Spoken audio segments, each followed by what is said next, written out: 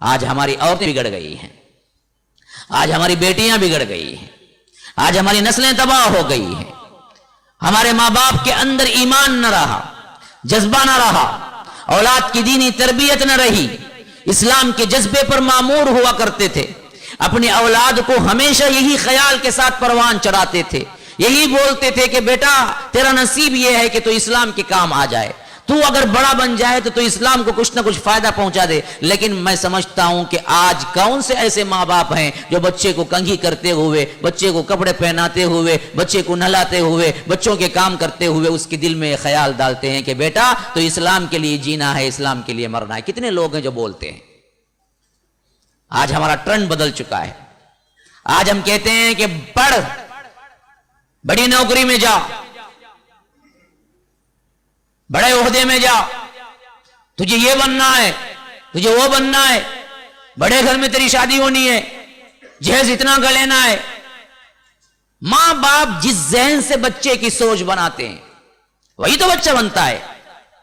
ہمارے اندر کی وہ چاہ ہی ختم ہو گئی جو ہماری ماں کی پہلے کی چاہت تھی۔ ہاں، خنسا ایک شاعرہ ہیں، بہت بڑی شاعرہ جو عرب دنیا کی مشہور ترین تھی، جن کے بارے میں آتا ہے کہ عورتوں میں اس سے بڑی کوئی شاعرہ پیدا نہیں ہوئی، اور یہ خنسا رضی اللہ عنہ بنی، مسلمان ہوئی تو اپنے چاروں بچوں کو بلایا، جنگ کا میدان تھا، کہا دیکھو جنگ میں جا رہے ہو، کل کو میں یہ نہ سنوں کہ تم پیٹھ دکھا کے آ گئے اور میں تمہاری ماں ہوں۔ یاد رکھو میں نے کبھی تمہارے باپ سے خیانت نہیں کی تھی، یعنی تم ولد الزنا نہیں ہو، تم حلالی ہو، اور حلال بچے اللہ کی راہ میں قربان ہوتے ہیں۔ اور مجھے خوشی ہے کہ اگر میرے چاروں بچے شہید ہو جائیں اس معرکے میں تو میں اللہ کا شکر ادا کروں گی کہ اللہ میرے چاروں بچوں کو شہید کیا اور میں شہیدوں کی ماں کہلاؤں گی۔ تو بیٹو زندہ واپس نہ آنا، کون کہہ رہی ہے؟ ماں کہہ رہی ہے کہ بیٹو زندہ واپس نہ آنا، اگر تم پیٹ پھیر کے آؤ گے تو پھر میں تمہیں کیا ہے کبھی زندگی میں بات نہ کروں گی۔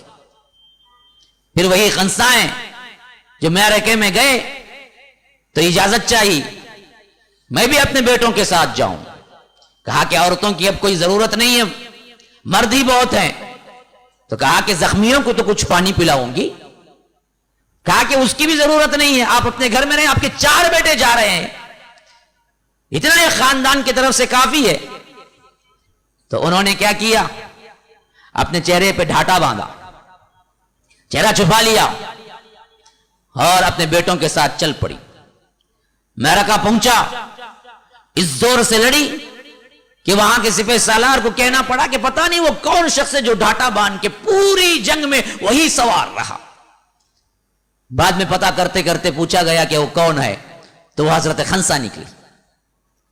کہا کہ جب اجازت نہ ملی تو میں نے سوچا کہ مرد ہی بن کے لڑ لو، یہاں رہ کے کیا کرنا ہے؟ جب اللہ نے اسلام جیسی نعمت کو مجھے دیا ہے تو میرے بیٹوں کے ساتھ میں بھی پہنچ جاؤں۔ اور جنگ ختم ہوئی تو انہیں سنایا گیا کہ دیکھو غم نہ کرو، تمہارے چاروں کے چاروں بیٹے شہید ہو گئے ہیں۔ تو کہا کہ غم کرنے کی کیا بات ہے، میں تو خوشی سے پھولے نہیں سما رہی ہوں کہ اللہ نے مجھے شہیدوں کی ماں بنایا ہے۔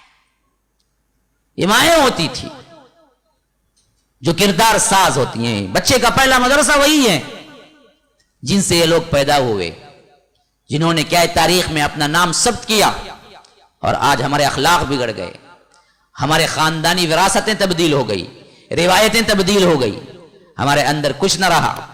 تو یاد رکھیے ایسی ڈرپک اور ذلیل نسل تیار ہو رہی ہے اس کے بارے میں ہم سوچ بھی نہیں سکتے۔ آج کے بچے یوں نظر آتے ہیں، پتہ نہیں کل ان کے بچے اور کہاں جا کے پہنچیں گے۔ اللہ تبارک و تعالی ہی حفاظت کرنے والا ہے۔ مسلمانوں یہ ایک تاریخ نہیں ہے بلکہ ایک نصیحت ہے، ایک عبرت ہے، ایک واقعہ ہے جس کے آئینے میں خود کو تیار کر سکتے ہو، اور پھر ہم اٹھ سکتے ہیں، پھر ہم آنکھوں میں آنکھیں ڈال کے کفار سے کہہ سکتے ہیں کہ ہمارے پاس بھی پھر ایک صلاح الدین پیدا کرنے کی طاقت